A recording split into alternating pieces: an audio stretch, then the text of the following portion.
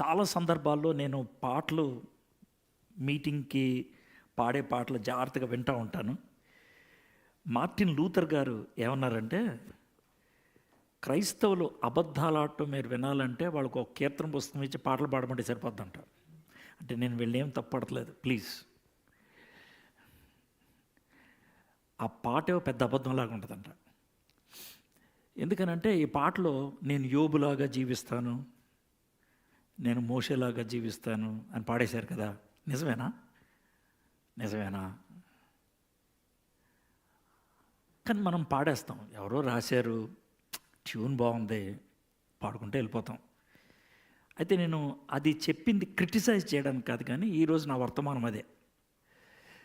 ఏంటనంటే, బైబిల్లో ఉన్నటువంటి వ్యక్తులు ఉన్నారే, మొదటి ఏబేల్ నుంచి చివరి దాకా మనం బైబిల్లో చెప్పిన విషయాలను చూస్తే, ఏ ఒక్క వ్యక్తిని కూడా మనం ఫాలో అవడానికి ఇష్టపడం. ఏ అని అంటారేమో. చిన్న ఎగ్జాంపుల్ చెప్తా. ఇప్పుడు అబ్రహాం ఉన్నాడు అనుకుందాం, విశ్వాసులకు తండ్రి, అబ్రహాంలా జీవిస్తామనంటే, అబ్రహాం జీవితం మామూలు జీవితం అనుకున్నారా? ఓకే, ఆయన ఎంత కష్టపడ్డాడంటే, సొంత భార్య అని చెప్పడానికి భయపడి చెల్లని చెప్పాడు ఆయన. మరి జీవిస్తారా అట్లాగా? అంత కష్టాల దాకా వెళ్తారా? మీరు ఆలోచించండి. పోనీ మోషే అనుకున్నాం అనుకోండి, మొదటి 40 సంవత్సరాల్లో ఐగుప్తి విశ్వవిద్యాలయాల్లో సకల విద్యల్లో ప్రావీణుడు. ఆ తర్వాత ఏం చేయాలో తెలియక గొర్రెలు పెంచుకుంటూ ఉన్నాడు. దేవుడు వచ్చి తనతో మాట్లాడితే, నేనెవరిని ప్రభువా అని అన్నాడు ఆయన. మరి మోషేలాగా మీరు ఉంటారా?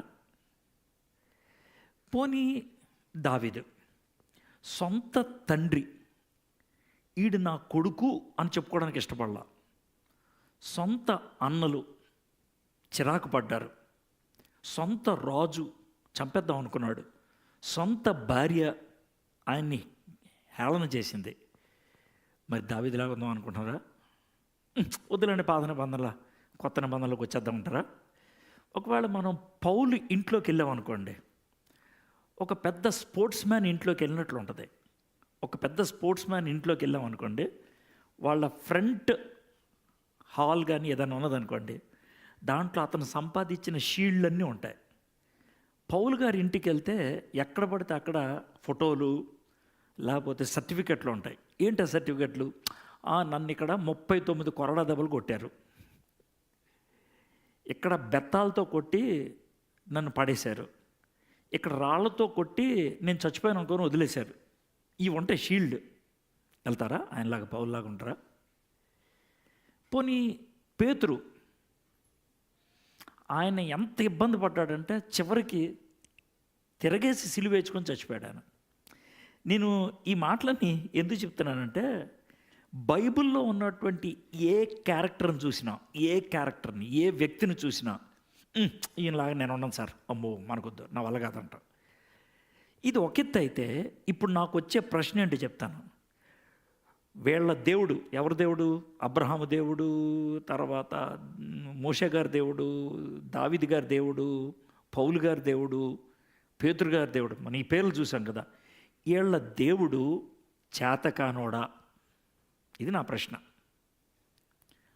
తనకిష్టమైనటువంటి బిడ్డలు సమస్తాన్ని వదులుకొని ఆయన వెంబడిస్తూ ఉంటే, వాళ్ళు ఇబ్బందులు గుండా వెళ్తుంటే చేతకానోళ్ళలాగా చేతులు కట్టుకొని కూర్చున్నాడా? బాగుందా ప్రశ్న? ఇప్పుడు మీకు నచ్చుద్ది ఇలా మాట్లాడితే. ఎందుకనంటే అది రియాలిటీ. మనందరికీ ఇలాంటి ప్రశ్నలు ఎప్పుడో ఒకప్పుడు వస్తూనే ఉంటాయి. బై ద బై, ఇక్కడ కూర్చున్నటువంటి మీలో కొంతమంది యేసు ప్రభుని సొంత రక్షకుడిగా అంగీకరించడం చూడండి. కొంతమంది అంగీకరించకపోవచ్చు, ఎవరు అని నేను అడగట్లా.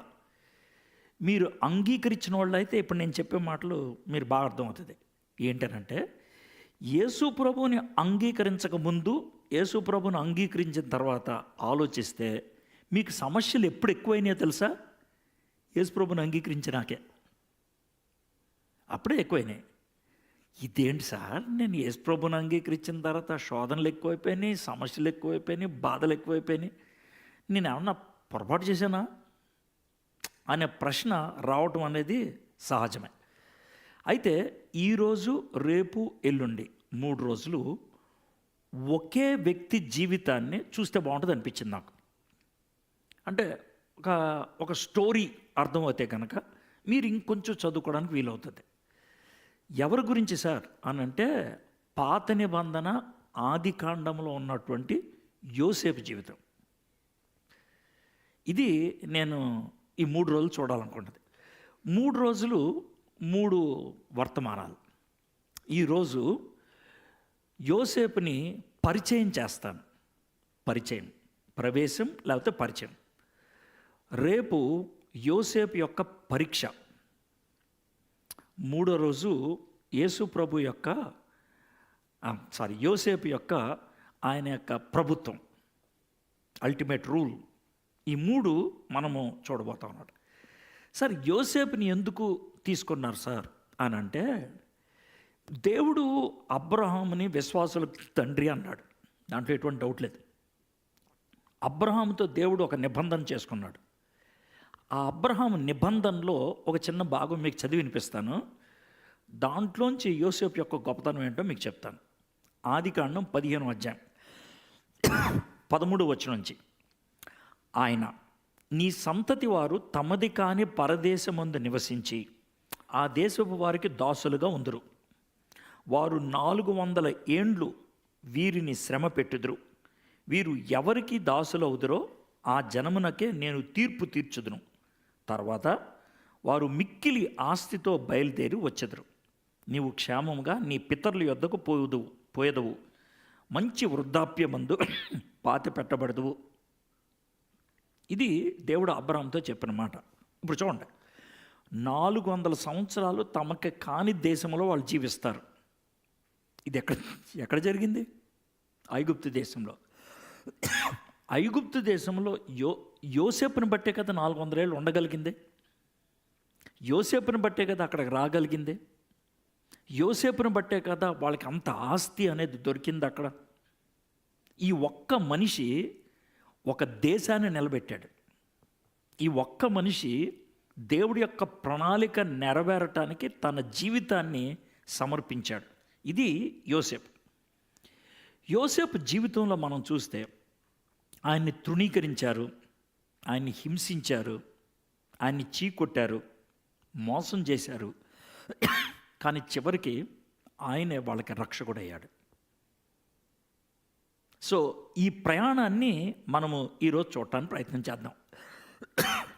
అయితే ఆది కాండంలో 4 ప్రాముఖ్యమైన వ్యక్తులు, 1, 2, 3, 4 ఎవరు సార్ అంటారేమో. మొదటి వ్యక్తి ఏమో నోవహు, మొదటి 12 అధ్యాయాల్లో ఉంటాడు. రెండో వ్యక్తి ఏమో అబ్రహాము, 12 నుంచి 25 దాకా ఉంటాడు. మూడో వ్యక్తి ఏమో యాకోబు, 27 నుంచి 36 దాకా ఉంటాడు. నాలుగో వ్యక్తి ఏమో యోసేపు, 37 నుంచి 50 దాకా.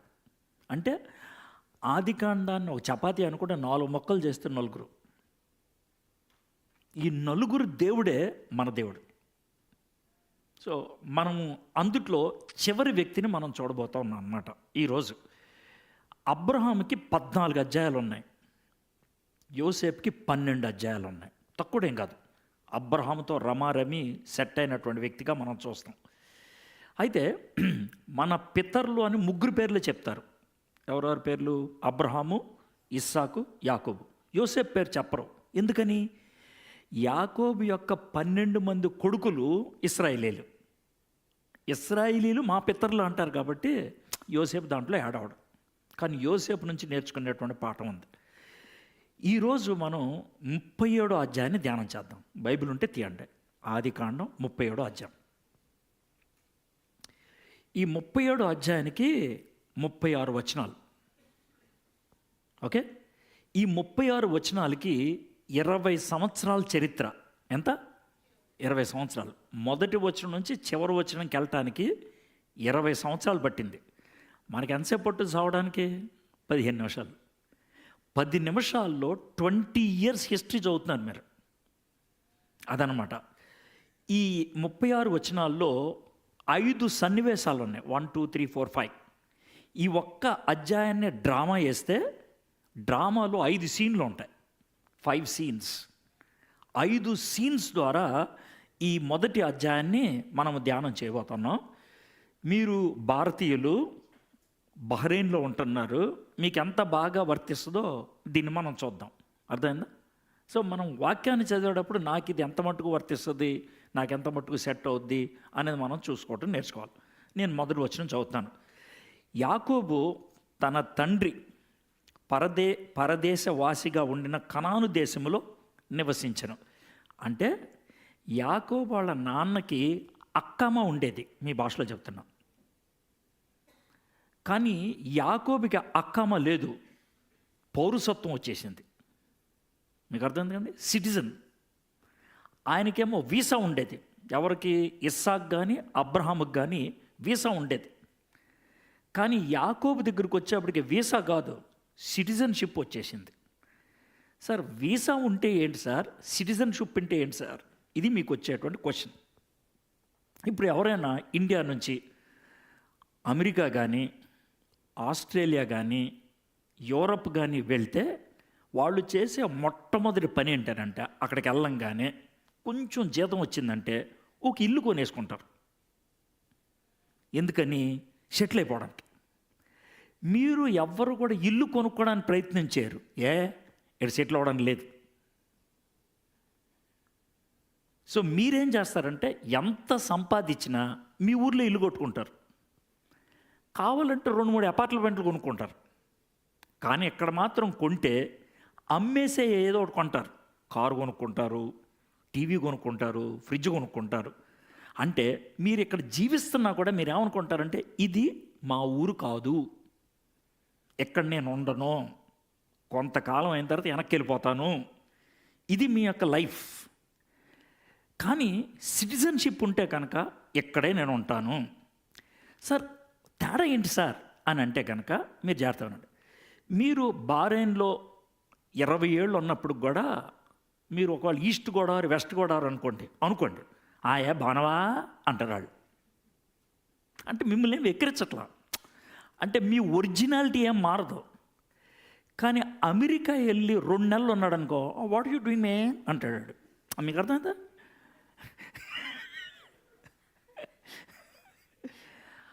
అంటే ఏంటి అని అంటే కనుక నేను ఇక్కడ ఉండబోతున్నాను కాబట్టి ఏళ్ళలా తయారైపోవాలనుకుంటాడు వాడు.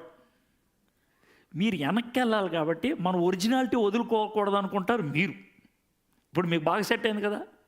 అయితే యాకోబు వాళ్ళ నాన్న ఇస్సాక్ కానీ యాకోబు వాళ్ళ తాత అబ్రహాం కానీ ఇది మన ఇల్లు కాదు అన్నట్లు జాగ్రత్తగా బతికారు. కానీ యాకోబు దగ్గరికి వచ్చేప్పటికి ఇది మన దేశం.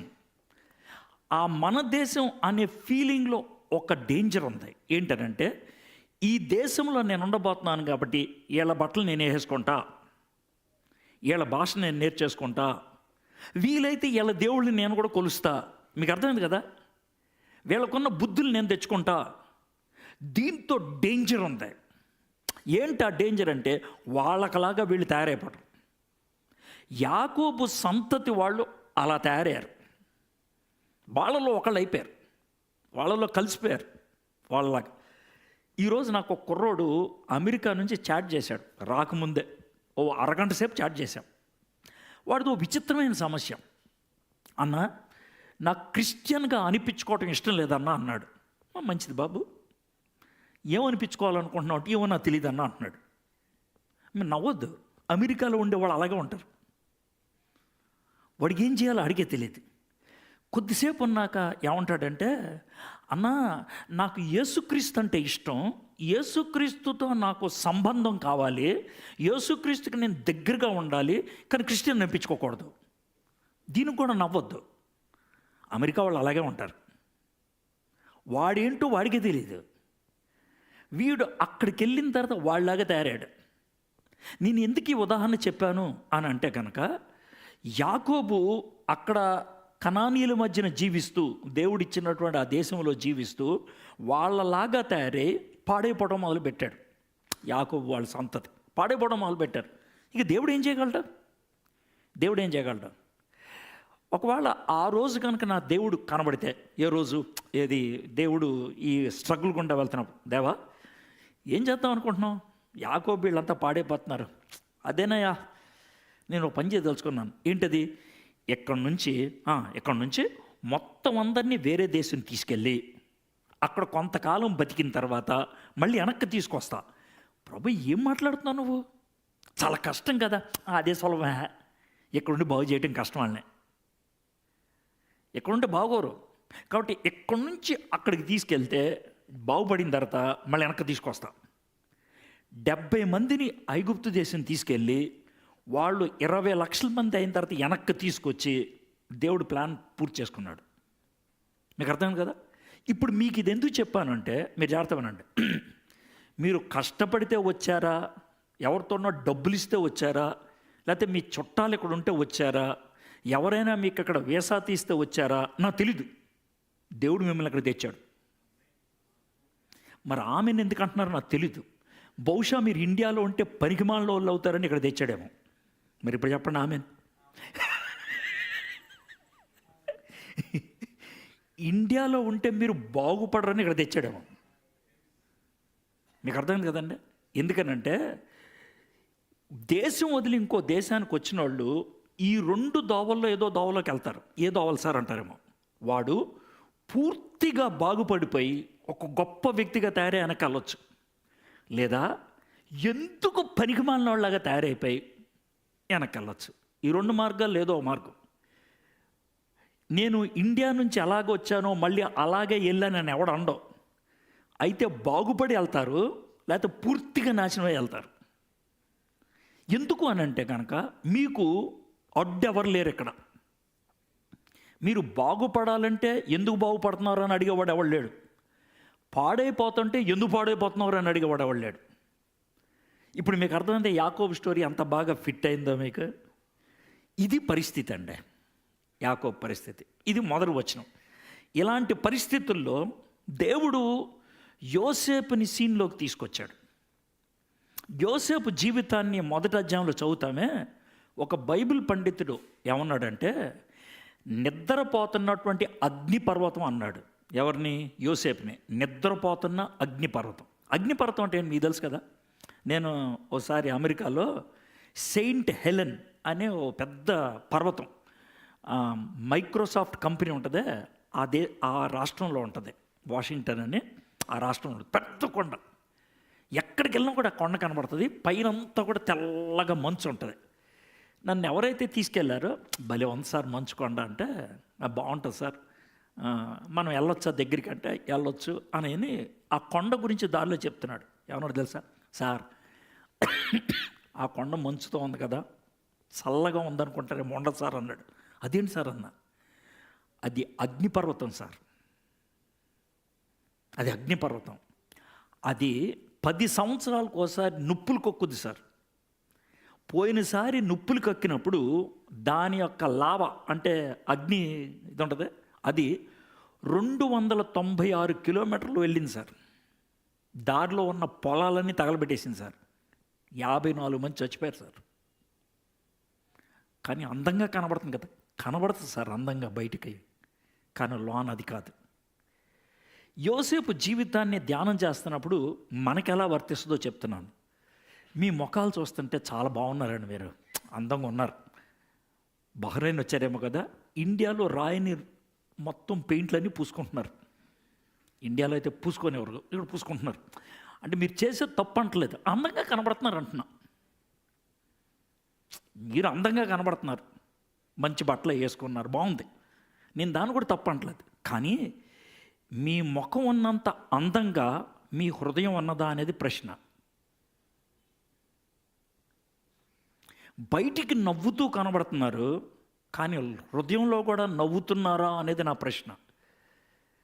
నేను ఒక ఛాలెంజ్ విసురుతా మీకు. మీలో ఎవరైనా సాహసించగలిగితే మంచిదే. ఏంటంటే, నాతో ఒక 20 నిమిషాలు సింగిల్గా గడపండి. మీరు నాతో ఒక 20 నిమిషాలు సింగిల్గా గడపండి. కన్నీళ్లు కార్చకుండా మీరు వెళ్ళగలిగితే జీవితాంతం నేను మీకు బానిసైపోతాను. సింగిల్గా మీరు నాతో ఒక 20 నిమిషాలు గడపాలి చాలు. కన్నీళ్లు కార్చకుండా మీరు వెళ్ళిపోతే, అంటే నేను కొడతానని కాదమ్మో, కళ్ళల్లో కారం పెడతానని కాదు, మామూలుగా మాడతాను అంతే. సింగిల్గా మీరు గుంపుగా వచ్చినప్పుడు నవ్వుతూ మాట్లాడతారు, సెటైర్లు వేస్తారు, జోకులు వేస్తారు. కానీ సింగిల్గా వచ్చినప్పుడు మాట్లాడలేరు, వాస్తవాలు బయటకు వస్తాయి. అందుకే యోసేపు జీవితం మన జీవితానికి చాలా సరితూగుతుంది అనిపించింది. నిద్రపోతున్నటువంటి అగ్నిపర్వతం. సరే, ఇప్పుడు యోసేపు గురించి ఆలోచిద్దాం. 2వ వచనం, యాకోబు వంశావళి ఇది. యాకోబు వంశావళిలో 11వ కొడుకు దగ్గర నుంచి మొదలు పెడుతున్నాడు. ఎందుకంటే యోసేపు ఇంపార్టెంట్ కాబట్టి. అంతకుముందు 10 మంది పుట్టేశారు. యోసేపు 17 ఏండ్లు వాడై తన సహోదరులతో కూడా మందను మేపుచుండెను. అతడు చిన్నవాడై ఉండి తన తండ్రి భార్యలైన బిల్హా కుమారుల యొద్దకు, జిల్ఫా కుమారుల యొద్దకు ఉండెను. అప్పుడు యోసేపు వారి చెడుతనమును గూర్చిన సమాచారము వారి తండ్రి వద్దకు తెచ్చుచూ ఉండెను.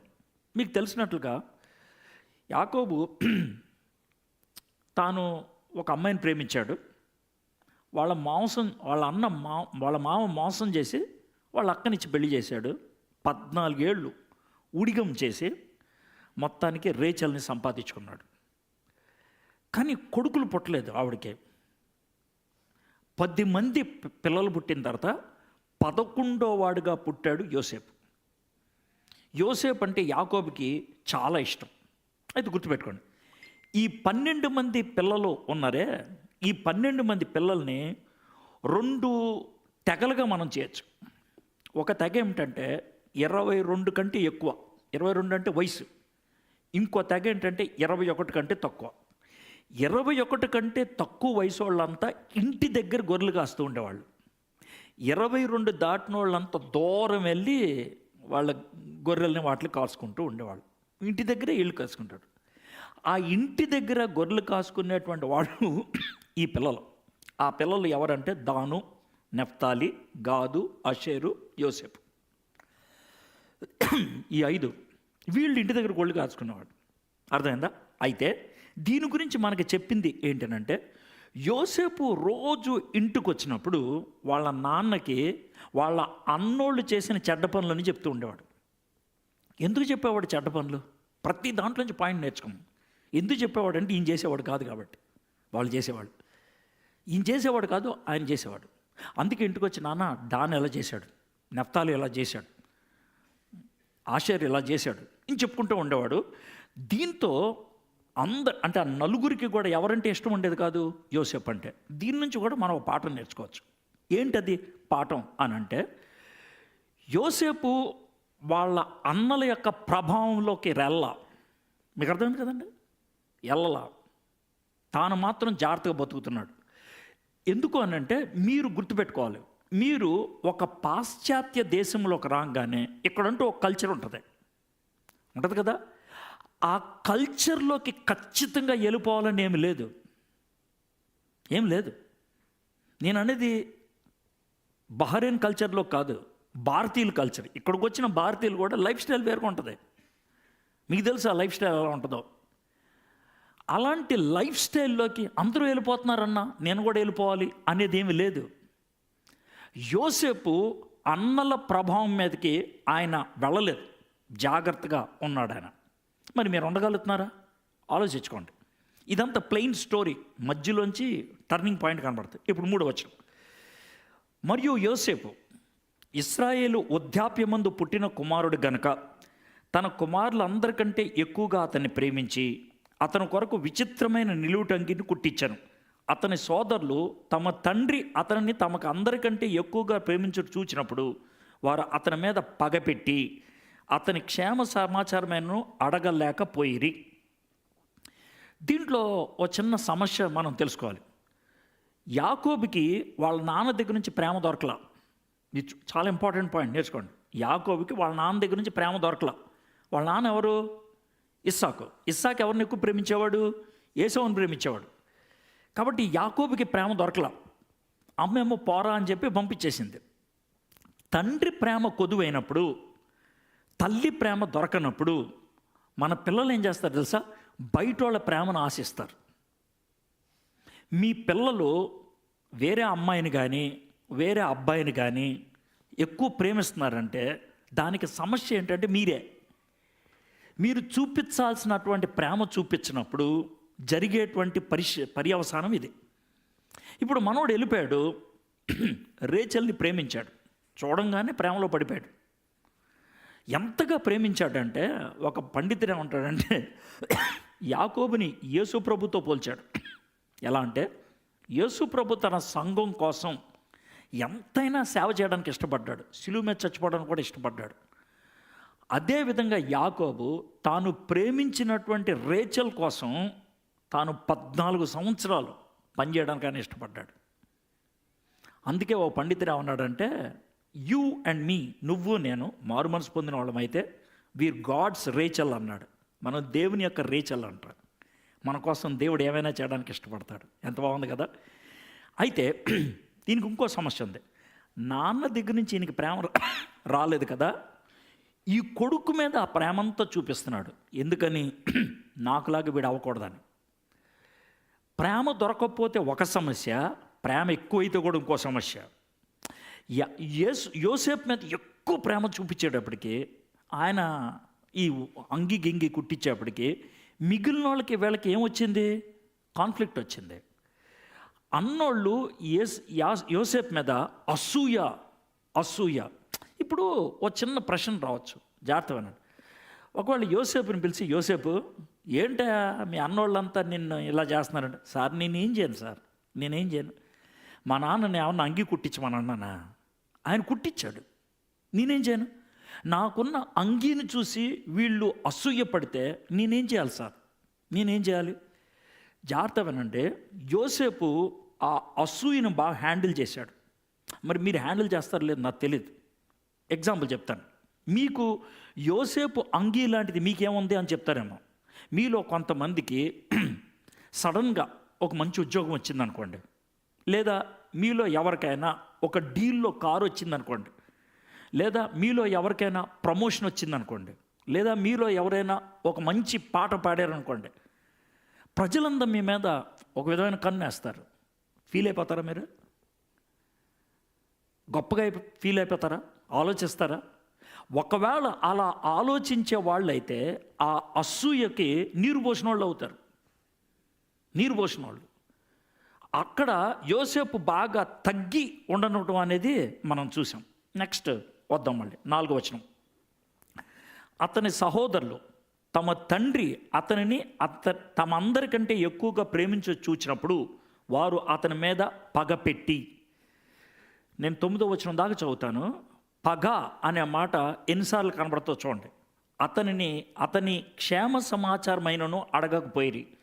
యోసేపు ఒక కలకని తన సహోదరులో అది తెలియచెప్పగా వారు అతని మీద మరీ పగ పెట్టిరి.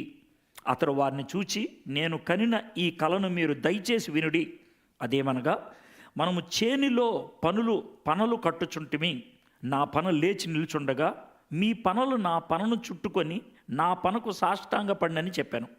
అందుకు అతని సోదరులు, నీవు నిశ్చయముగా మమ్మల్ని ఏలుదువా, మా మీద నువ్వు అధికార వగుదువా అని అతనితో చెప్పి అతని కలను బట్టి అతని మాటలను బట్టి అతని మీద మరింత పగపెట్టిరి.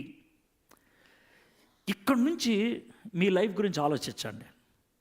మీ లైఫ్లో జరిగేటువంటి విషయాలకు ఇతరులు మీ మీద దుష్ట కన్ను పెడితే, మీ లైఫ్లో జరిగేటువంటి విషయాలకు ఇతరులు మీ మీద అసూయ పడితే, మీ జీవితంలో మీరు ఊహించినటువంటి పరిస్థితులు వేరువేరు కారణాలు బట్టి వస్తే మీరు దాన్ని ఎలా ఎదుర్కొంటారు? యోసేపు నెంబర్ 1, వాళ్ళ నాన్నగా బాగా ప్రేమించి తనకి కోటు కుట్టించాడు. నేను అడిగానా? రెండోది, యోసేపుకి 2 కళ్ళు వచ్చాయి. నేనేమన్నా అడిగానా? మీరెందుకు నా మీద ఎలా పడిచేస్తున్నారు? నాకెందుకు వచ్చింది ఈ బాధ? నేనెందుకని ఈ మాట చెప్తానంటే, మీలో కొంతమంది కూర్చొని, సార్ నాకెందుకు సార్ ఈ బాధలన్నీ వచ్చాయి, నాకెందుకు సార్ ఈ కష్టాలన్నీ వచ్చాయి, నాకెందుకు వచ్చాయి ఈ ఇబ్బందులన్నీ? ఇది మీకు వచ్చే ప్రశ్న. యోసేపు కూడా అదే పరిస్థితి, కానీ ఎక్కడ అడిగినట్లు కనబడదు. నాకెందుకు వచ్చాయి ఈ ప్రశ్న, నాకెందుకు వచ్చాయి ఈ బాధ అని ఆయన అడిగినట్లు మనకు కనబడదు. అయితే యోసేపు 17 ఏళ్ళు కుర్రోడు. ఇదే 17 ఏళ్ళ లోపల, జాగ్రత్తగానండి, 17 ఏళ్ల లోపల తనకొచ్చిన కళ దేవుడి దగ్గర నుంచి వచ్చింది అని గుర్తుపట్టగలిగాడు ఆయన. దేవుడి దగ్గర నుంచి అని. ఇది 17 ఏళ్ళప్పుడు వచ్చిన కళ కాదు, 14-15 ఏళ్ళప్పుడు వచ్చిన కళ. ఎందుకంటే 17 ఏళ్ళప్పుడు అమ్మేశారు. అంతకుముందు జరిగిన సన్నివేశాలు. 15 ఏళ్లకో 16 ఏళ్లకో కళ వస్తే ఆ కళ దేవుని దగ్గర నుంచి అని చెప్పగలిగాడు. మనోడి దగ్గర బైబిల్ ఏం లేదు, మనోడి దగ్గర ప్రవక్తలు ఎవరు లేరు, మనోడి దగ్గర వాక్యాన్ని బోధించే వాళ్ళు ఎవరు లేరు. వాళ్ళ అమ్మ బతుకున్నంతకాలం నేర్పించినటువంటి కొన్ని పాఠాలు, వాళ్ళ నాన్న నేర్పించినటువంటి కొన్ని ప్రార్థనలు అవే ఆ చిన్న విషయాలతో భక్తిని డెవలప్ చేసుకొని తన కళ వస్తే ఆ చిన్న మనసుతో ఈ కళ దేవుని దగ్గర నుంచి. మనం ఇంత అడ్డగాడిదల్లాగా పెరిగాం, నన్ను కూడా కలుపుకుంటున్నాం, ఇంత అడ్డగాడిదల్లాగా పెరిగాం. ఒకవేళ అదే దేవుడు నీకు నాకు కలిస్తే మనం అదే విధంగా స్పందించగలుగుతామా? అదే విధంగా గుర్తించగలుగుతామా? నిన్న కొంతమంది కూర్చుంటే నేను క్రిస్మస్ సందర్భం కదా అని యేసు ప్రభుకి భూమి మీద ఉన్నప్పుడు తండ్రిగా వ్యవహరించినటువంటి యోసేపు గురించి మాట్లాడాను. 4 కళలు వచ్చాయి యోసేపుకి. ఆ యోసేపు కూడా 17 ఏళ్ళోడే. ఆ 4 కళలకి అర్థం చెప్పుకున్నాడు ఆయన. దాని ప్రకారం ఆయన బతికేయగలిగాడు. దేవుడు నాతో మాట్లాడాడని. నేను అడిగే మాట ఏంటంటే, దేవుడు నీతో మాట్లాడుతుంటే ఇది దేవుని మాట అని గుర్తించగలుగుతున్నావా? ఇప్పుడు నేను ప్రసంగం చేస్తున్నాను, నేను దేవుని యొక్క దోతనే. దోత అంటే రెక్కలుండే దోత కాదు. దోత అంటే దేవుడు పంపించినటువంటి వర్తమానికుడిని. నేను వాక్యం చెప్తున్నా, ఈ వాక్యం దేవుని వాక్యం. దేవుడు నన్ను వాడుకొని నీతో మాట్లాడుతున్నాడేమో. ఇప్పుడు దాకా నేను మాట్లాడిన మాటలే కొన్ని నీకు తాకేయేమో. ఈయనేంటి ఇలా మాట్లాడుతున్నాడు, నా గురించి మాట్లాడుతున్నట్లు ఉందే అని అనిపించిందేమో. సీరియస్గా ఎందుకు వినకూడదు? దేవా, ఇది నీ మాట అయితే, ఇది నీ దగ్గర నుంచి వచ్చింది అయితే, ఇది నేను సీరియస్గా తీసుకుంటాను. నేను చాలా సీరియస్ తీసుకుంటా. యోసేపు అలా సీరియస్గా తీసుకొని ధైర్యంగా అన్నోళ్ళకి చెప్పేశాడు, ఇలా జరుగుద్దంట అని. మీకు వచ్చింది తెలుసా, యోసేపు ఈ కళ చెప్పిన తర్వాత ఇది నెరవేర్చడానికి 21 సంవత్సరాలు పట్టింది. 21 సంవత్సరాలు, 21 ఇయర్స్. కానీ ఈ కళ దేవుడి దగ్గర నుంచి అని చెప్పగలిగాడు ఆయన. నెరవేరకపోతే ఇది దేవుడి దగ్గర నుంచి కాదేమో అని ఎక్కడ ఫీల్ అయినట్లు మనకు తెలియదు. చాలా స్పష్టంగా చెప్పగలిగాడు. దేవునితో సంబంధం ఉన్నప్పుడు, దేవునితో సహవాసం ఉన్నప్పుడు దేవుడు నీకు తలంపిచ్చి ఇది నేను నీకు ఇస్తున్న తలంపు అని చెప్పినప్పుడు నువ్వు ధైర్యంగా చెప్తావు. ప్రజలు ఏమనుకున్నా సరే. గుర్తించగలిగే సిచ్యువేషన్లో నువ్వు ఉన్నావా? యోసేపు 17 ఏళ్ల లోపల ఆ స్థాయికి వచ్చాడు. నీ ఆత్మీయత ఎక్కడ దాకా వచ్చింది, నీ పరిస్థితి ఎక్కడ దాకా వచ్చింది, ఇది మనం ఆలోచిద్దాం. అయితే వీళ్ళ అన్నలు ఎంతగా ఇతని మీద కోపం పెట్టుకున్నారంటే, అరే యోసేపు బాగున్నావా అంటూ మానేశారు. క్షేమ సమాచారం అడగడం మానేశారు, పలకరించడం మానేశారు. 10 మంది ఒక గుంపుగా ఉంటే యోసేపు ఒక్కడే ఒక చోట ఉండేవాడు. ఒకవేళ మీరే యోసేపు పొజిషన్లో ఉంటే ఏం చేస్తారు? మీతో ఎవ్వరు మాట్లాడిన పొజిషన్లో ఉంటే ఎలా ఉంటారు? బహ్రెయిన్లో మీలో కొంతమంది అలాంటి సిచ్యువేషన్లో ఉన్నారు. నేను కాదనట్లా.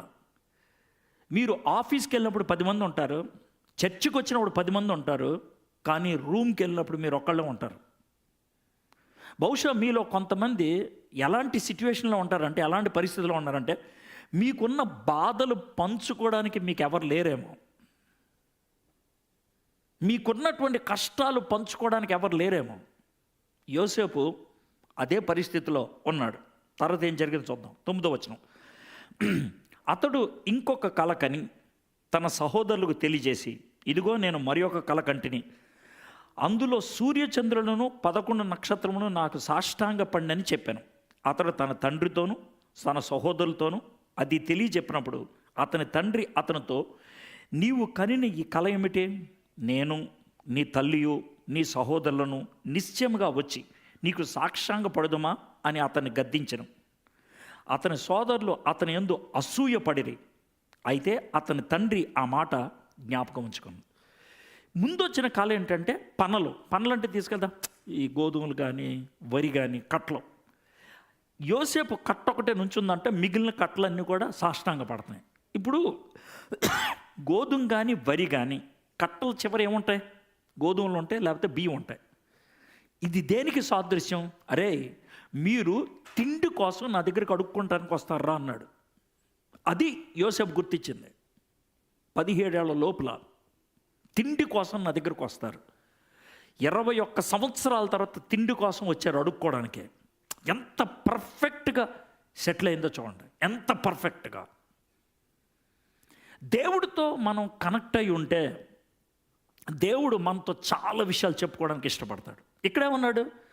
సూర్యుడు, చంద్రుడు, నక్షత్రాలు 11 నాకు సాష్టాంగపడ్డాయి. అంటే ఏంటి? నేను ప్రధానమంత్రిగా ఉంటాను. 21 సంవత్సరాల తర్వాత అది నెరవేరింది, ప్రధానమంత్రిగా ఉండటం. అయితే ఒక చిన్న ప్రశ్న ఉంటుంది. సార్, రేచల్ బెంజామిన్ పుట్టంగానే చచ్చిపోయింది కదా, మరి ఇది జరిగేటప్పుడు తల్లి తండ్రి అనే మాట ఎందుకు వచ్చింది సార్ అని అడగటం తప్పేం కాదు, కరెక్టే. అయితే రేచల్ వచ్చేటప్పుడు తనతో పాటు ఒక అమ్మాయిని తెచ్చిపెట్టుకుంది. ఆ అమ్మాయి పేరేంటి? బిల్హా. ఇప్పుడు రేచల్ చచ్చిపోయిన తర్వాత ఆ స్థానాన్ని ఎవరు తీసుకుంటారు? బిల్హా. సో కాబట్టి తల్లి అని ఎవరిని పిలిచి ఉంటాడు యోసేపు? బిల్హాని. అందుకనే ఆ మాట ఉపయోగించడం అనేది జరిగింది. యాకోబుకి కళలు చాలా వచ్చాయి. యాకోబుకి చాలా కళలు వచ్చాయి, నిచ్చిన కళ ఇవన్నీ వచ్చాయి కదా. కాబట్టి వీడి కళలు వస్తున్నాయి, నాకు కళ వస్తుంది, బహుశా ఇది నిజమేమో అని మనసులో పెట్టుకున్నాడు. ఇది ఈ 9 వచనాల దాకా మనకి చాలా స్పష్టంగా అంత బాగానే ఉంటుంది. కానీ ఒకటి ఇప్పుడు మీకు అప్లై చేస్తాం. పైన యోసేపు జీవితం ఒకటి, కింద పరిస్థితులు ఒకటే. పైన యోసేపు జీవితం ఒకటి, కింద పరిస్థితులు. పైన యోసేపు జీవితం అంటే నాన్న ప్రేమను బాగా పొందాడు, గుడ్ పాయింట్. 2, నాన్న రంగులు కోట్ ఇచ్చాడు, గుడ్ పాయింట్. 3, యోసేపు సాంస్కృతిక ప్రభావం లేకుండా బతికాడు, 3. 4, దేవుడు తనతో డైరెక్ట్గా మాట్లాడుతూ కళలు కూడా ఇచ్చాడు. ఇవన్నీ బాగున్నాయి కదా బయటికి, ఇవన్నీ బయటికి బాగున్నాయి. కానీ కింద వాళ్ళ అన్నలే గోతులతో అవుతున్నారు. దాగి ఉన్న సమస్యలు మీ జీవితంలో చాలా మట్టుకు సమస్యలు దాగి ఉన్నాయి, బయటికి కనబడట్లా. ప్రాబ్లమ్స్ దాగి ఉన్నటువంటి సమస్యలు లోన ఎక్కడో ఇరుక్కుపోయి ఉన్నాయి ఆ సమస్యలు. ఈ దాగి ఉన్నటువంటి సమస్యల్ని మనం బయటికి చెప్పుకోవడానికి కూడా మనం భయపడుతూ ఉంటాం. ఇది బయటికి చెప్తే ఏమవుతుంది అనేటువంటి టెన్షన్ ఉంటుంది అనమాట. దాగి ఉన్న కష్టాలు లోన ఉన్నాయి మీలో. అందుకే అన్నాను, మీతో ఎవరితో అయినా నేను సింగిల్గా మాట్లాడితే 20 నిమిషాల్లో మీరు ఏడవటం మొదలు పెడతారు. ఎందుకు ఏడుస్తారు? మీకున్నటువంటి కష్టాలు అవి. కానీ మానవులంగా మనం చేసే పని ఏంటంటే కష్టాలన్నీ దిగమింగుకొని ఏమి కష్టాలు లేనట్లు బతికేయటం మనకు అలవాటైపోయింది. తప్పేం కాదు నేను అంటుంది. కానీ నేనేమంటాను తెలుసా, దేవుని సన్నిధిలోకి వచ్చినప్పుడు అదే డ్రామా వేయాల్సిన పని లేదు. దేవుని సన్నిధికి వచ్చినప్పుడు ఉన్నది ఉన్నట్లు మనం బయట పెట్టుకోవడం మంచిదే. దేవుని వాక్యం వినటానికి వచ్చాం. ప్రభా, నా కష్టాలు నీకు తెలుసు, నాకు దాగి ఉన్నటువంటి సమస్యలన్నీ నీకు తెలుసు, వీటిని నేను ఎలా ఎదుర్కోవాలి, ఇది మనం అర్థం చేసుకుందాం. యోసేపు జీవితం ఇప్పుడు మనకి దగ్గరగా సరిపోతుంది. ఎందుకనంటే బయటికంతా బాగానే ఉంది, కానీ లోన మాత్రం భయంకరమైనటువంటి పరిస్థితి. యోసేపుకు కూడా తెలీదు. మీకైతే అట్లీస్ట్ మీకు తెలుసు దాగి ఉన్నటువంటి పరిస్థితి ఏంటి అనేది. అయితే ఈ దాగి ఉన్నటువంటి పరిస్థితుల్లో, దాగి ఉన్నటువంటి కష్టాలలో దేవుడు ఏం చేస్తున్నాడు? What God is doing. దేవుడు ఏం చేస్తున్నాడు? ఇప్పుడు 12వ వచనం చూద్దాం. అతని సోదరులు షెకెములో తమ తండ్రి మందను మేపుటకు వెళ్ళిరి. అప్పుడు ఇశ్రాయేలు యోసేపును చూచి, నీ సహోదరులు షెకెములో మంద మేపుచున్నారు, నిన్ను వారి వద్దకు పంపెదను రమ్మని పంపెదమని అన్నప్పుడు అతడు మంచిదని అతనితో చెప్పాను. అప్పుడు అతడు, నువ్వు వెళ్ళి నీ సహోదరుల క్షేమమును మంద క్షేమమును తెలుసుకొని నాకు వర్తమానము తెమ్మని అతనితో చెప్పి హెబ్రోను లోయలో నుండి అతన్ని పంపాను. అతడు షెకెమునకు వచ్చాను. ఇప్పుడు ఈ అధ్యాయంలో 36 వచనాల్లో మీకు 2 విషయాలు చెప్తాను, విచిత్రమైన విషయాలు. ఈ 36 వచనాల్లో ఒక్కసారి కూడా దేవుడు అనే పదం కనబడదు. మనందరికీ వచ్చేటువంటి ప్రశ్న ఏంటంటే, యోసేపు ఇంత భయంకరమైనటువంటి కష్టాల గుండా వెళ్తున్నప్పుడు దేవుడు ఏమైపోయాడు, ఎందుకు లేడు? ఈ అధ్యాయం మొత్తంలో దేవుడు అనే మాట ఉండదు, ఒక్కసారి కూడా ఉండదు. నేను ఎందుకని ఈ మాట చెప్తున్నానంటే, మీలో చాలామంది కష్టాలు ఎక్కువైనప్పుడు కొంతమంది బయటికి చెప్పుకుంటారు, కొంతమంది బయటకు కూడా చెప్పుకోరు, కానీ లోన ఆలోచిస్తారు, దేవా నువ్వేమైపోయావు, నిన్ను కష్టాలు గుండా వెళ్తా ఉంటే నువ్వు ఎటుపోయావు, నువ్వు ఎందుకు నన్ను పట్టించుకోవట్లేదు, నువ్వు నన్ను ఎందుకు విడిపించట్లేదు, నువ్వు నన్ను ఎందుకు తప్పించట్లేదు, ఇలాంటి ప్రశ్నలు రావటం అనేది సహజం. ఇది నాకు విచిత్రమైన పదం. ఇంకో పదం ఏంటో చెప్పంటారా? 36 వచనాల్లో 21 సార్లు సోదరుడు సోదరుడు సోదరులు అనే మాట ఉంది, 21 సార్లు. కానీ యోసేపుకి ఎవడైనా సోదరుడు ఉన్నాడా? లేడు. మీలో చాలామంది కోపం వచ్చినప్పుడు అనే మాట అనేది, సార్ ఒక్కడు లేడు సార్, నాకు ఒక్కడు లేడు. నవ్వుతున్నారు ఎందుకు తెలుసా? మీరు ఆ డైలాగ్ ఉపయోగించారు. ఎవరు లేరు సార్, నాకు ఎవరు లేరు. అందరూ సరదాగా మాడతారు సార్. కష్టం వచ్చినప్పుడు ఒక్కడు కూడా కనబడరు సార్, నాకు ఇబ్బంది వచ్చినప్పుడు ఒక్కడు కూడా కనబడరు సార్. యోసేపు పరిస్థితి అదే. అటు దేవుడు సీన్లో కనబడట్లేదు, ఇటు సోదరులు చాలామంది ఉన్నారు చుట్టూ, ఒక్కళ్ళు కూడా తనకు సహాయం చేయడానికి ఇష్టపడట్లేదు, ఎవరు కూడా. నీ పరిస్థితి ఏంటో కూడా యోసేపు పరిస్థితి అదే. దీంట్లోంచి మనం తెలుసుకోవాల్సిన విషయం చూద్దాం. వాళ్ళ నాన్న పిలిచి, వీళ్ళేమో హెబ్రోన్ లోయలో ఉన్నారు, అక్కడి నుంచి షెకెంకి వెళ్ళాలి. హెబ్రోన్ లోయ దగ్గర నుంచి షెకెంకి 50 కిలోమీటర్లు. 50 కిలోమీటర్లు అంటే 2 రోజులు ప్రయాణం చేయాలి. 2 days 25 కిలోమీటర్లు ఒకసారి, 2 రోజులు నడుచుకుంటా ఆయన వెళ్ళాలి అక్కడికి. ఎందుకు? అన్నోళ్ళకి ఫుడ్ ఇచ్చి వాళ్ళ క్షేమ సమాచారాన్ని తీసుకొని వెనక్కి రావడానికి. ఇది పరిస్థితి. షెకెం ఆ ప్రదేశం, ఒక్క చిన్న మాట చెప్పాలి, షెకెం మంచిది, షెకెం చెడ్డది. ఎందుకు మంచిది, ఎందుకు చెడ్డది? షెకెంలో మొట్టమొదటిసారి అబ్రహాము బలిపీఠాన్ని కట్టాడు. షెకెంలో దేవుడు యాకోబుకి ప్రత్యక్షమై నిన్ను ఇశ్రాయేలు అని పిలుస్తాను అని చెప్పాడు. అది షెకెం, అది మంచిది. ఎందుకు చెడ్డదో తెలుసా? షెకెములో యాకోబు గారి కూతుర్ని పాడు చేశారు. పాడు చేయటంతో షెకెములో ఉన్నటువంటి అబ్బాయిల్ని మోసపూరితంగా, పెద్ద కొడుకులు ఉన్నారే వాళ్ళు చంపేశారు. అలాంటి ప్లేస్కి వెళ్ళటం మంచిదా? అయితే యాకోబు చూడండి, మీ అన్నలు షెకెంకి వెళ్ళారా? ఎందుకు వెళ్ళారు డాడీ అక్కడికి? మంచి ప్లేస్ కాదు కదా, ఆడ సమస్య కదా. డాడీ మీరు నన్ను అక్కడికి ఎందుకు పంపిస్తున్నారు డాడీ అనలేదు యోసేపు. వెళ్ళిపోయాడు, ఆయన జస్ట్ వెళ్ళిపోయాడు. అయితే చూద్దాం ఏం జరుగుతుందో అక్కడికి వెళ్ళిన తర్వాత అనేది. అక్కడికి వెళ్ళి అటు ఇటు తిరుగుతుంటే ఓ పనుడు కనబడ్డాడు. ఏం వెతుకుతున్నావు అన్నాడు. సార్ మా బ్రదర్స్ ఉండాలి ఇక్కడ. మీ బ్రదర్స్ డోతాన్ వెళ్ళిపోయారయా? డోతాన్. అక్కడి నుంచి మళ్ళీ ఇంకో 2 రోజులు ప్రయాణం. డోతాన్ వెళ్ళారు, అక్కడికి వెళ్ళారు. అయితే ఇదంతా జరుగుతున్నప్పుడు నాకు ఒక విషయం అర్థమవుతుంది ఏంటంటే, దాగి ఉన్న కష్టాల మధ్యన దాగి ఉన్న కాపుదల కూడా కనబడుతుంది. దాగి ఉన్న కాపుదల అంటే దేవుడు యోసేపుని ఏ విధంగా కాపాడుకుంటూ వచ్చాడు, దేవుడు యోసేపుని జీవితాన్ని ఏ విధంగా కృపతో ముందుకు నడిపిస్తున్నాడు. ఇది చాలా ప్రాముఖ్యం. మనం బయట జరిగేటువంటి విషయాలను ఆలోచించి లోన దేవుడు ఏం చేస్తున్నాడో చూడలేకపోతే, గ్రహించలేకపోతే యోసేపులాగా నిబ్బరంగా మనం ఉండలేం. వీ కెనాట్ నిబ్బరంగా ఉండలేం. యోసేపు ఇలాంటి పరిస్థితుల్లో నిబ్బరంగా 17 ఏళ్ళప్పుడు ఉండగలిగాడు అనంటే నాకేమనిపిస్తుందంటే, ఆయన వీటన్నిటి మధ్యన దేవుడు నా జీవితం పట్ల ప్రణాళిక ఉంది, కష్టాలు బయటికి రావచ్చు, సమస్యలు బయట రావచ్చు, దేవుడికంటూ ప్రణాళిక ఉంది. ఆ ప్రణాళిక మీద నమ్మకం ఉంచి బతికేశాడు ఆయన. ఇప్పుడు ఏంటి జరిగిందో చూద్దాం. ఆడికి వెళ్ళాడు ఆయన.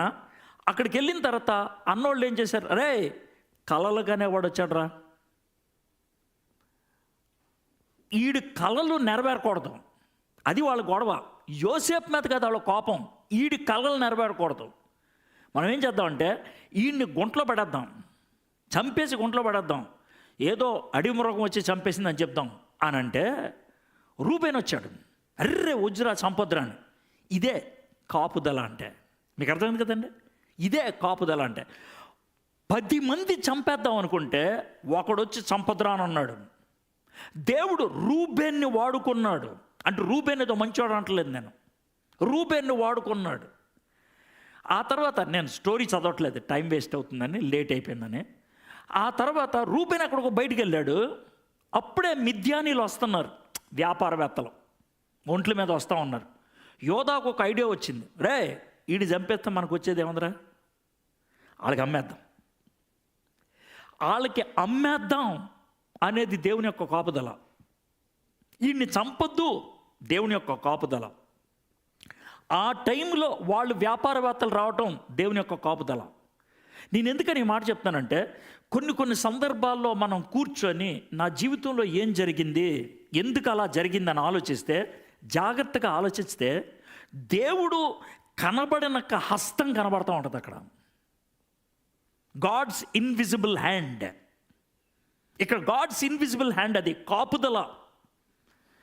ఎంత బాధాకరమైన విషయం ఏంటంటే, యోసేపును గుంటలో పడేసి ఆ గుంట బయట యోసేపు తెచ్చినటువంటి పప్పలు తింటూ, యోసేపు తెచ్చినటువంటి భోజనాన్ని తింటూ వాళ్ళు భోజనం చేస్తుంటే ఆ గుంటలో పడి, అన్నయ్య నన్ను బయట లాగండ్రా, అన్నయ్య నన్ను బయట లాగండ్రా అని ఉంటాడు. అలాంటి బాధలు గుండా వెళ్ళాడు యోసేపు 17 ఏళ్ళు అప్పుడు. యోసేపు యేసు ప్రభు లాంటోడు అని అనటానికి చాలా సాదృశ్యాలు ఉన్నాయి. సొంత అన్నలు యోసేపుని శత్రుగా చూశారు. యేసు ప్రభు పరిస్థితి అంతే. యేసు ప్రభు యొక్క అంగీని ఇప్పేసి శిలువ మీదకి ఎక్కించారు.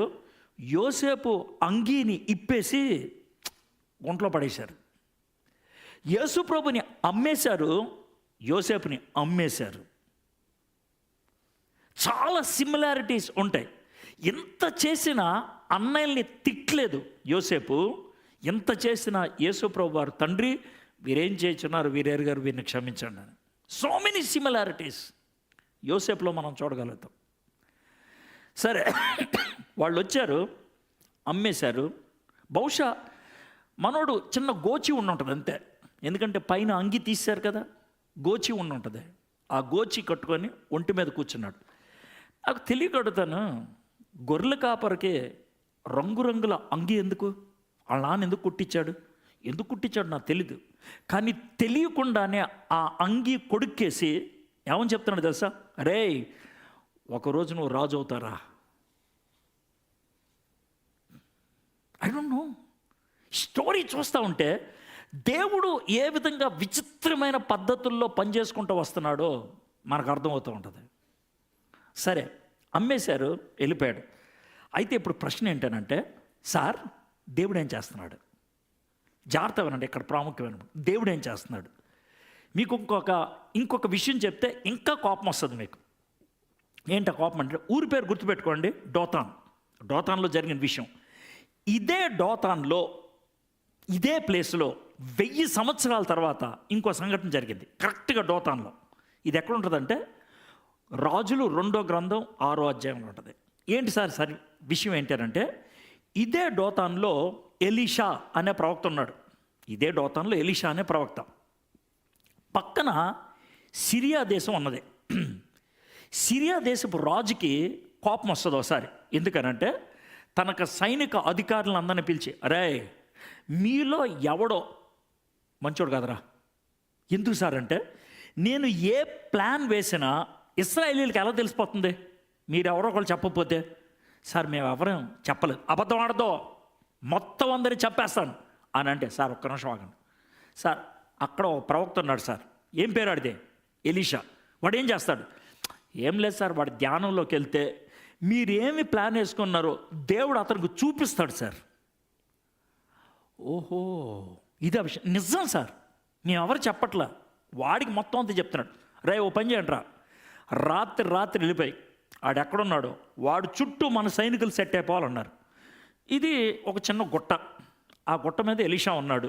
చుట్టూ సిరియా దేశపు సైనికులు ఉన్నారు. మనోడు పొద్దున్నే లేచాడు, ఎవరు? ఎలీషా. గెహాజీ వచ్చాడు, అసిస్టెంట్. మనోడు టిఫిన్ పెట్టాడు. ఎలీషా టిఫిన్ తినేస్తా ఉన్నాడు. గెహాజీ చుట్టూ చూశాడు. సార్ ఏంట్రా సార్, ఏంటి? చూడండి సార్, ఏంట్రా చూసేదే? నన్ను తిన్నా సార్. మీకేం భయం వేయట్లేదా? భయం ఎందురా సార్? చుట్టూ సిరియా దేశపు సైనికులు సార్. అంటే అప్పుడు ఎలీషా చేసిన మాట ఏంటనంటే, తలపైకెత్తే, దేవా వీడు కళ్ళు తెరు, దేవా వీడు కళ్ళు తెరు అంటే గెహాజీ అప్పుడుదా కళ్ళు మూసుకున్నాడా? తెరిసే ఉన్నాడు. మీరు పాట పాడతారు కదా, ఓపెన్ మై ఐస్ అనేసి, అది కళ్ళు మూసుకొని పాడతారు, కళ్ళు తెరిచి పాడతారా?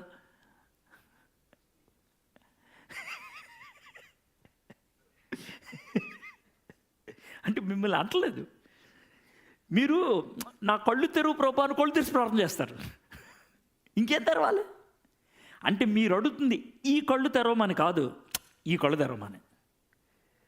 సో గెహాజీ చుట్టూ చూసినప్పుడు, దేవా ఇటు కళ్ళు తెరు ప్రభా అంటే అటు చూస్తాడు. చూస్తే జరిగింది ఏంటంటే, ఇక్కడ సిరియా దేశపు సైనికుడు ఉంటాడు.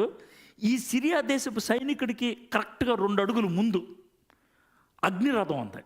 ఈ అగ్నిరథం ఎవరు పంపించారు? దేవుడు పంపించాడు. ఈ చుట్టూ అగ్నిరథాలుంటే ఎలీషా కనబడ్డాయి, కానీ గెహాజీకి ఏం కనబడ్డాయి? సిరియా దేశపు సైనికులు కనబడ్డాడు. అందుకే వాడు భయపడ్డాడు, ఈయన కూలుకున్నాడు. ఆయన భయపడ్డాడు, ఈయన కూలుకున్నాడు. కళ్ళు తెరు ప్రభా అని. ఇప్పుడు జాగ్రత్త వినండి. డోతాన్ అనే ఊర్లో ఎలీషా మీదకి సిరియా దేశపు సైనికులు పంపిస్తే దేవుడు అగ్నిరథాలు పంపించి కాపాడాడు. అదే డోతాన్లో సొంత అన్నలు యోసేపుని గుంట్లో పడేసి, అదే యోసేపుని మిద్యానీలకు అమ్మేసి ఐగుప్తు దేశాన్ని పంపిస్తే దేవుడు చేతులు కట్టుకొని ఉన్నాడు. మీకు ఏది బాగా నచ్చుద్ది? ఎలీషానా లేకపోతే యోసేపా? మనలో ప్రతి ఒక్కళ్ళు కోరుకుంది ఏంటి తెలుసా? ఎలీషాని తప్పించినట్లు దేవుడు నన్ను తప్పిస్తే ఖతర్నాక్ ఉంటుందని. అయితే ఎలీషాని తప్పించడం అనేది ఒక ప్రాజెక్ట్, యోసేపుని ఐగుప్తు దేశానికి పంపించడం అనేది ఇంకొక ప్రాజెక్ట్. మీకు అర్థమైందా? కాబట్టి మన జీవితంలో వచ్చినటువంటి సమస్య దేవుడు వాడుకోవడానికి ఒక అవకాశం. సమస్యలు కూడా వాడుకుంటాడా? ఎందుకు వాడుకోడు?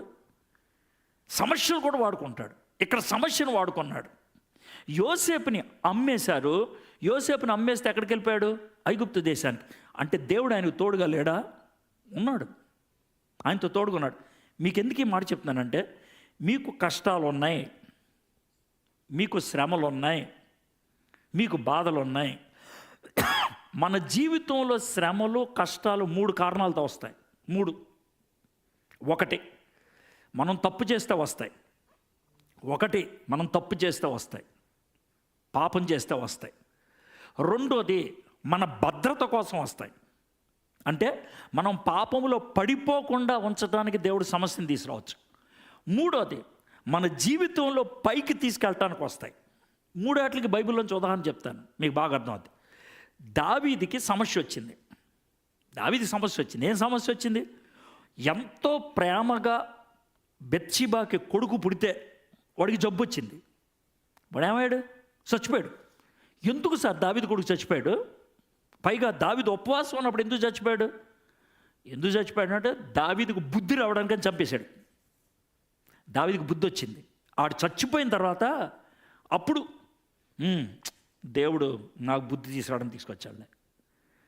నీకు తప్పు చేస్తే వచ్చిన సమస్యకి ప్రభువు దగ్గరికి వెళ్ళి పశ్చాత్తాపడితే మంచిది, అక్కడ సెటిల్ అయిపోతుంది. 2, భద్రత కోసం సమస్యలు వస్తాయి. ఎగ్జాంపుల్ చెప్తాను. పౌలు భక్తుడికి జబ్బు వచ్చింది. ఎందుకు వచ్చింది? పౌలు ప్రార్థన చేశాడు, ప్రభా ఈ జబ్బు తీసేయి అంటే, నేను తీయను. ప్రభా నేను ప్రార్థన చేస్తే ప్రతి ఒక్కడికి స్వస్థ వస్తుంది. అవును, మరి నాకు రాకపోతే బాగోదు, పర్లేదు, నేను తీయను. ప్రభా ఇది అస్సలు బాగలేదు, అందరికీ స్వస్థత వచ్చిన రాబోదు, పర్లేదు, ఉన్నాయి. ఎందుకు? ఏం లేదు, అది లేకపోతే 2 సమస్యలు. ఏది లేకపోతే? జబ్బు లేకపోతే. ఏంటి ఆ 2 సమస్యలు? ఒకటి, నిన్నే ప్రజలు దేవుడు అనుకుంటారు. అమ్మ అవునా, వద్దు. రెండోది, నువ్వే ఉప్పొంగిపోతావు. నువ్వు ఉప్పొంగిపోకుండా ఉండటానికి, ప్రజలు నిన్ను దేవుడని కొలవకుండా ఉండటానికి నీకు ఈ జబ్బు నేనే పెట్టించా. ఒకవేళ నాకున్న సమస్య దేవుడు అనుమతిస్తే వచ్చింది అన్నప్పుడు ఇక నీకు టెన్షన్ ఎందుకు ఉంటుంది? నీకెందుకు టెన్షన్ ఉంటుందండి? అస్సలు ఉండదు. ఇది రెండో కారణం. మూడో కారణం ఏంటనంటే, మొదటి నువ్వు పాపం చేయలా, రెండోది నువ్వు పాపంలోకి వెళ్ళేదేం కాదు, అయినా సమస్య రావచ్చు. ఇది కొద్ది మందికి వస్తుంది. ఎందుకంటే వాళ్ళని ఒక మోడల్ చేయడానికి, వాళ్ళని ఇంకో స్థాయికి తీసుకెళ్ళడానికి, ఉదాహరణకి యోసేపుకి వచ్చినట్లు నెక్స్ట్ లెవెల్కి తీసుకెళ్ళాడు యోసేపుని. యోసేపుకి వచ్చినటువంటి సమస్య తాను పాపం చేస్తే వచ్చింది కాదు, తన భద్రత కోసం వచ్చింది కాదు. ఎందుకని వచ్చింది? తన ప్రధానమంత్రి చేయడానికి. ఈ సమస్య రాకపోతే ప్రధానమంత్రి అవుతాడాయన? అవ్వడు. నీ జీవితంలో వచ్చినటువంటి సమస్య నిన్ను పైకి తీసుకెళ్ళటానికేమో, నీ జీవితంలో వచ్చినటువంటి కష్టం పైకి తీసుకెళ్ళటానికేమో. ఉదాహరణకి దేవుడు అబ్రాహాం దగ్గరికి వచ్చి, నీకు ఒక్కడే కొడుకున్నాడు కదా అని నా కోసం బలి అంటే తండ్రికి ఎంత బాధ ఉంటుందో ఆలోచించండి. కానీ వెళ్ళాడు, అలాగే కొండ మీదకి వెళ్ళాడు, బలి ఇవ్వడానికి కూడా రెడీ అయిపోయాడు. ఆగో, దేవుడు అబ్రహాంకి ఆ రోజు ఒక డిగ్రీ ఇచ్చాడు, విశ్వాసులకు తండ్రి. ఇంకెవరికి ఇవ్వరా ఆ డిగ్రీ? నీ ఒక్కడికే. గెలిచాడు, పైకి వెళ్ళాడు. మీ జీవితంలో వచ్చినటువంటి సమస్య ఏదైనా నిరుపయోగమైంది కాదు. దేవుడు ఆశీర్వాదాల ద్వారా మనతో మాట్లాడతాడు, కష్టాల ద్వారా ఇంకా గట్టిగా మాట్లాడతాడు ఆయన. గుర్తుపెట్టుకోండి, అది సమస్యల ద్వారా దేవుడు ఎక్కువ గట్టిగా మాట్లాడతాడు. చాలామంది జీవితాలు బాగుపడింది కష్టాలలో. చాలామంది సమస్యల మధ్యలో దేవుడిని తెలుసుకోగలిగారు ఎక్కువగా. కాబట్టి ఈరోజు నీ జీవితంలో ఉన్నటువంటి సమస్యలు, నీ జీవితంలో ఉన్న కష్టాలు, అవి లేవన్నట్లు చాప కింద తోసేద్దు. 2, వాటిని బట్టి దేవుడిని తిట్టొద్దు. 3, అవి ఎందుకు వచ్చాయని నువ్వు నిరాశలోకి వెళ్ళిపోవద్దు. ఈ 3 పనులు చేయొద్దు. ఏం చేయమంటావు? ప్రభా, ఈ కష్టం అన్నది వాస్తవమే, ఎందుకు వచ్చింది? ఇది పాపం చేస్తూ వచ్చిందా? భద్రత కోసం ఇచ్చావా? ఎదుగుదల కోసం ఇచ్చావా? ఈ 3 ఏంటి? నేను కూడా చాలా సందర్భాల్లో కష్టాలు గుండా వెళ్ళినప్పుడు అడిగాను. కానీ ఒక సందర్భం మీకు చెప్తాను, 2 సందర్భాలు మీకు చెప్తాను, బాగుంటుంది. ఒక సందర్భం 89 ఇంకా 99 ఆ ప్రాంతంలో జరిగింది. ఎలా అంటే, కైకులూరు అనే ఊర్లో ఉన్నాను నేను. సాయంకాలం కలిదిండి అనే ఊర్లో వాక్యం చెప్పడానికి వెళ్ళాలి. 6 గంటలకు బస్సు ఉంటుంది. నేను బస్ స్టాప్ దగ్గర నిలబడ్డా, బస్సు వచ్చింది. బస్సు రాకముందు ప్రార్థన చేశాను, ప్రభా ఈ బస్సు చాలా రష్గా ఉంటుందంట, నన్ను బస్సు ఎక్కించు ప్రభా, నేను ఎందుకంటే మీటింగ్కి వెళ్ళాలంటే ఈ బస్సే, ఇది మిస్ అయిందంటే నేను మీటింగ్కి వెళ్ళాను. వచ్చింది బస్సు, విపరీతమైన రద్దీగా ఉంది, నన్ను తోసిపడేశారు, బస్సు వెళ్ళిపోయింది. ఇప్పుడు జాగ్రత్తమైనాడు.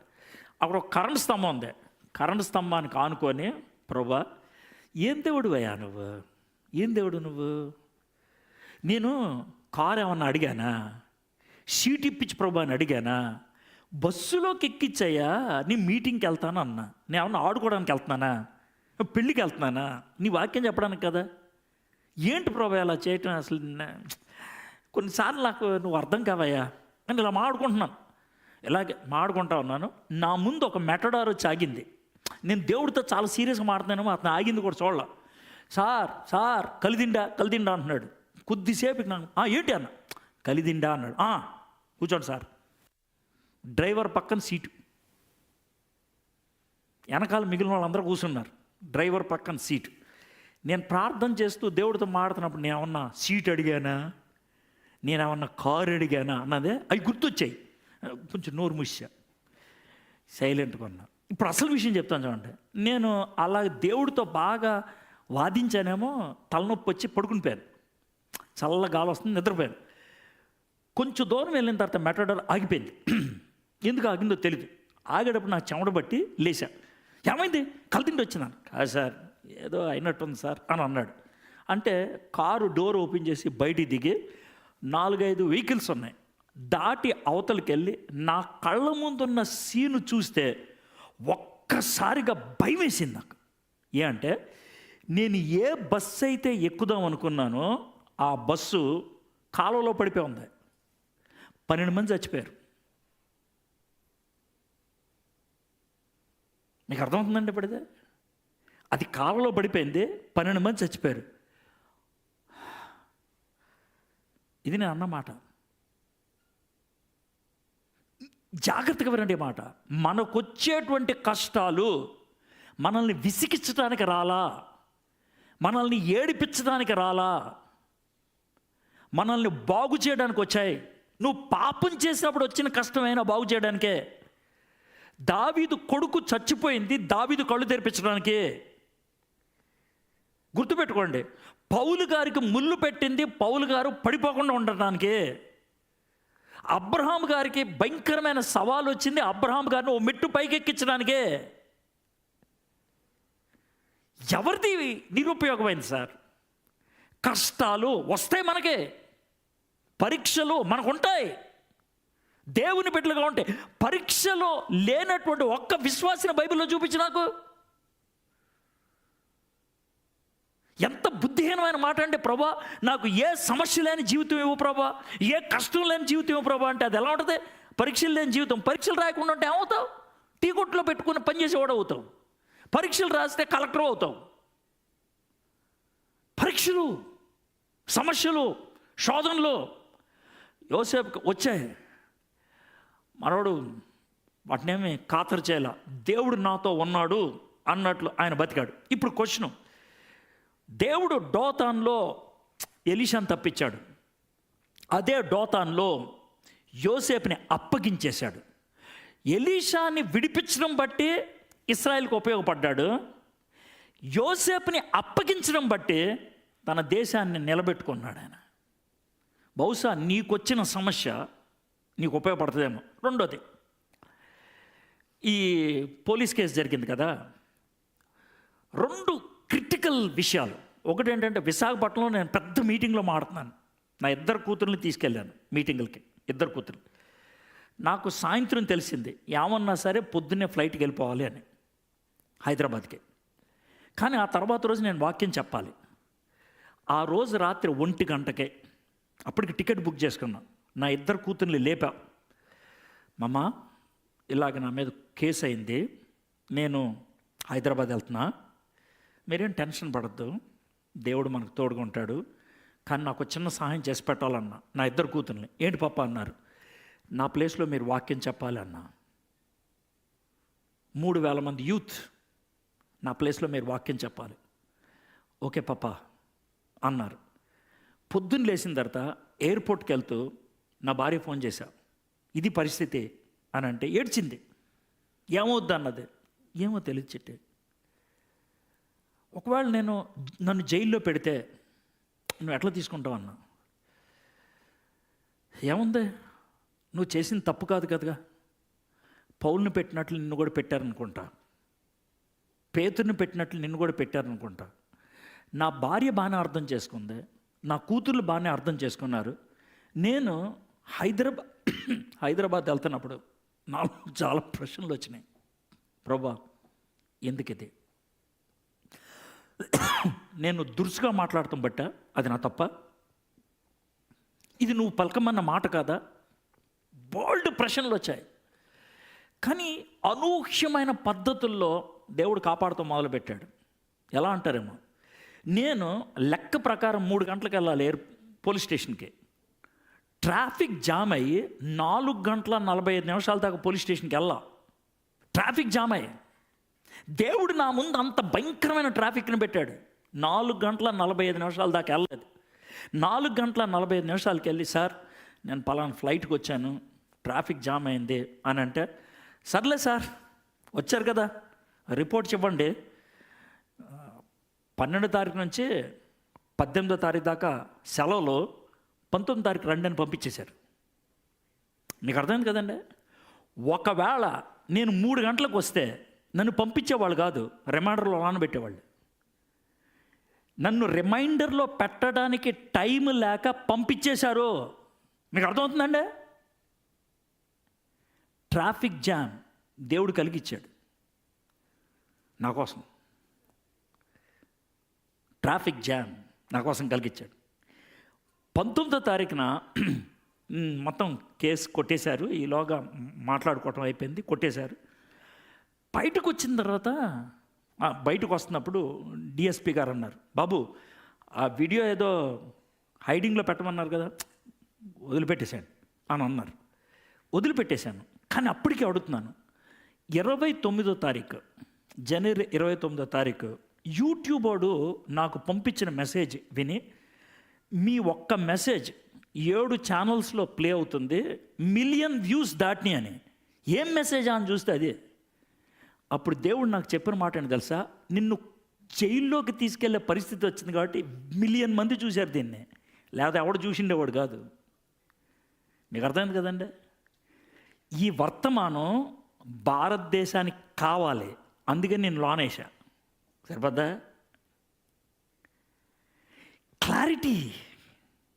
క్లారిటీ. సమస్యలు, కష్టాలు మన జీవితంలో పాఠం నేర్పించడానికి. ఇంకో సన్నివేశం చెప్తాను. నేను విద్యార్థుల మధ్యన పరిచయలోకి వచ్చినటువంటి తొలి దినాల్లో చాలా కష్టాలు గుండా వెళ్ళామండి. చాలా అంటే నాకు తిండి తినడానికి కూడా డబ్బులు ఉండేకో. నెలకి కనీసం 7-8 రోజులు పస్తుండేవాడిని.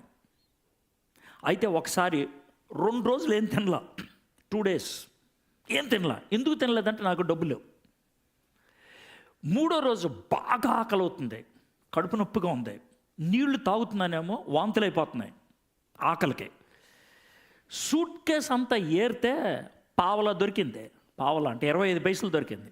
రాత్రి 11 గంటలకి నేను వైఎంసీఏ రూమ్లో అద్దుకుంటున్నాను. నేను ఆ పావలా పట్టుకొని బయటికి వెళ్ళాను, ఏమన్నా దొరికితే కొనుక్కుందామని. అరటిపళ్ళు బండి ఉంటుందే, ఆ బండోడు స్పీడ్కి వెళ్ళిపోతున్నాడు. ఆ నేప కుళ్ళిపోయిన అరటిపళ్ళు ఓ మూలలో పెడతాడు కదా, అవి చూపించి ఇది ఎంత అని అడిగా. 40 పైసలు అన్నాడు వాడు. వాడికి పావలా చూపించి 1 ఇవ్వండి సార్ అన్నా. అబ్బా చాలా చిరాగ్గా అన్నాడు వాడు. అబ్బా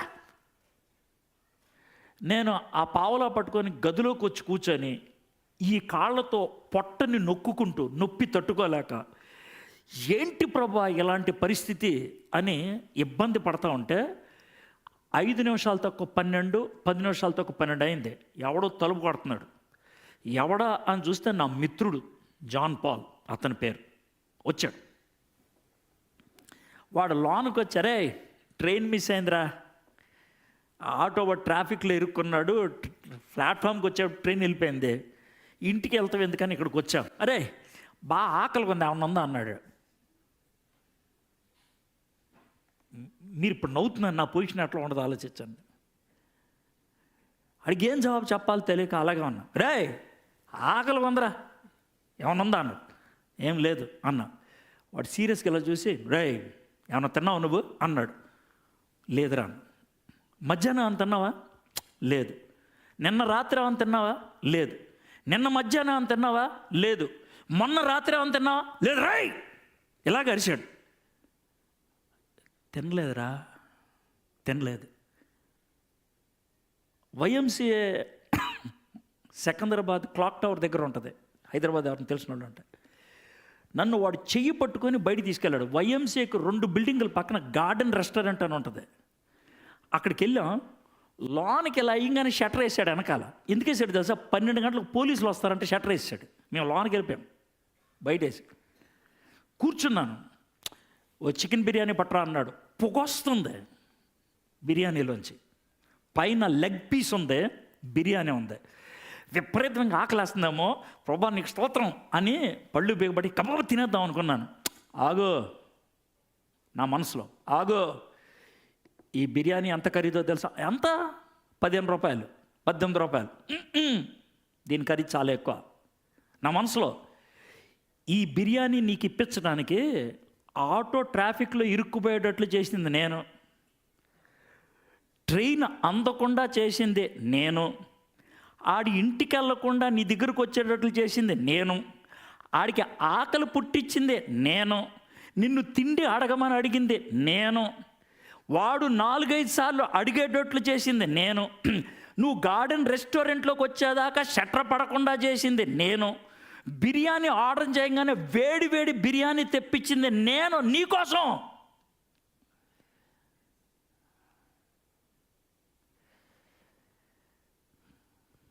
ప్రభా, చాలా ఖరీదైంది, చాలా ఖరీదైంది. ఆ కష్టాల మధ్యన దేవుని కృపను పొందినటువంటి నాకు దేవుడి గురించి తెలిసినంత నీకు తెలియదు.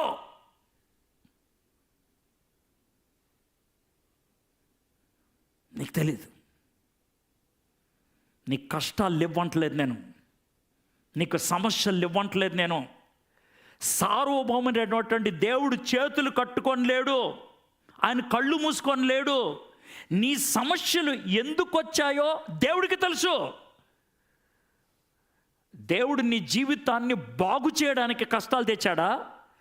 దేవుడు నీ జీవితాన్ని ఉపయోగించుకోవడానికి కష్టాలు తెచ్చాడా? దేవుడు నీ జీవితంలో పాపాన్ని అరికట్టడానికి కష్టాలు తెచ్చాడా? దేవుడు ఏది చేసినా మంచిగా తీసుకొస్తాడు. యోసేపు కష్టాల గుండా వెళ్ళాడు. ఆయన అమ్మేశారు, కానీ నిశ్శబ్దంగానే వెళ్ళిపోయాడు. యోసేపు స్టోరీ మీకు తెలుసు. తర్వాత అధ్యాయంలో ఏమైందో. తర్వాత జైల్లోకి వెళ్ళాడు, తర్వాత ప్రధానమంత్రి అయ్యాడు. అతన్ని అమ్మేయకపోతే ఐగుప్తు వెళ్ళేవాడా? పొతీఫర్ భార్య అనుమానించకపోతే జైల్లోకి వెళ్ళేవాడా? జైల్లో కలలకి భావం చెప్పడం పోతే ప్రధానమంత్రి అయ్యేవాడా? ప్రధానమంత్రి అవ్వకపోతే ఇశ్రాయేలీలకి రక్షకుడు అవ్వగలిగి ఉండేవాడా? ఈ రాత్రి మీ కష్టాలు ఉన్నాయా? ఈ 3 విషయాలు గుర్తుపెట్టుకో. దాగి ఉన్న కష్టాలు బయటికి హ్యాపీగా కనబడుతున్నారు. దాగి ఉన్నటువంటి దేవుని యొక్క కృప, దాగి ఉన్నటువంటి దేవుని యొక్క కృప, దాగి ఉన్నటువంటి దేవుని యొక్క ఉద్దేశం, అది మనం గుర్తించిన దినాన్న కష్టాల మధ్యన నవ్వుతూ ఉంటాం. కష్టాల మధ్యన నవ్వినటువంటి వాళ్ళు చాలామంది ఉన్నారు. నెత్తి మీద రాళ్ళు పడతా ఉంటే దేవుడు నాకు కనబడుతున్నాడని ఆనందించాడు స్టెఫను. జైల్లో పడేస్తే ఆ గొలుసుని కంజిర్లాగా వాడి పాటలు పాడాడు ఫిలిప్పు, ఆ పౌలు, శీలలో. మరి మీ పరిస్థితి ఏంటి? కష్టాలు ఉన్నాయి. ఈ సాయంత్రం దేవుణ్ణి అడుగుతారా, ప్రభా ఈ కష్టాల వెనకాల దాగి ఉన్న నీ కృప ఏంటి? దాగి ఉన్నటువంటి నీ కాపుదల ఏంటి? బహుశా నాకు ఇప్పుడు తెలియదేమో. నువ్వు సార్వభౌముడి, నన్ను మర్చిపోలేదు. ప్రార్థన చేసుకుందాం. మా దేవా, మా ప్రభా, 36 వచనాలు, 5 సన్నివేశాలు, 20 సంవత్సరాలు యోసేపు జీవితం మా ముందు పెట్టాం. చిన్నపిల్లోడు ప్రభా, 17 సంవత్సరాల లోపు కుర్రోడు, ఎలాంటి పరిస్థితులు గుండా వెళ్ళాడు ప్రభా. తాను అడగలేదు అంగీ కావాలని, తాను అడగలేదు కలలు రావాలని, తాను అడగని కలలు, తాను అడగని అంగీ తన సహోదరులకి తన మీద కోపం వచ్చేటట్లు చేస్తే, ఈర్ష్య కలిగేటట్లు చేస్తే యోసేపు ఏం చేయగలడు ప్రభా? వాళ్ళ నాన్న పంపించాడు, అన్నోళ్ళకి సహాయం చేద్దామని వెళ్తే వాళ్ళు అమ్మేశారు. కానీ యోసేపు ఆ టైంలో కూడా నిశ్శబ్దంగానే ఉన్నాడే. ఎందుకంటే నువ్వు తనతో ఉన్నావని మనసులో ఎక్కడో నమ్మకం ఉంది ప్రభా. కష్టాల మధ్యన నిన్ను వదిలేయలేదు, దిక్కుమాలిన పరిస్థితుల్లో నిన్ను వదిలేయలేదు ప్రభా. ఇక్కడ ఎవరైనా కష్టాలలో ఇరుక్కుపోయి ఉన్నారా? సమస్యల మధ్యన ఇరుక్కుపోయి ఉన్నారా? బయటికి రావడానికి వీల్లేనటువంటి పరిస్థితుల్లో ఇరుక్కుపోయారా? ఆర్థిక ఇబ్బందులా, లేకపోతే భార్యాభర్తల మధ్యన సమస్యలా? అవి ఏది ఏమైనప్పుడు కూడా ప్రభా, సార్వభౌమ దేవుడివి నువ్వు, నీ అనుమతి లేకుండా ఏం జరగదో. ఎందుకు అనుమతిచ్చావు ప్రభా? ఎందుకు అనుమతిచ్చావు? ప్రతి ఒక్కళ్ళు తెలుసుకోగలుగుటకు సహాయం చేయండి ప్రభా. ఏదో తూత్తు మంత్రం కాదు ప్రభా, జండు బాము రాసి వెళ్ళిపోవటం కాదు ప్రభా. నీతో వాళ్ళు సహవాసం చేసి జీవితం యొక్క నిజ పరిస్థితిని అర్థం చేసుకోవాలి ప్రభా. అలా అర్థం చేసుకోవడానికి మీరు కృప చూపించండి తండ్రి. కష్టాల మధ్యన నీతో సహవాసం, శ్రమల మధ్యన నీ ప్రేమను అనుభవించడం, మాలో ప్రతి ఒక్కరికి ఒక అనుభూతిని కలిగించమని, నీ కృపను మేము చవి చూడగలుగుటకు సహాయం చేయమని యేసు నామములో ప్రార్థన చేస్తున్నాం తండ్రి. ఆమేన్, ఆమేన్.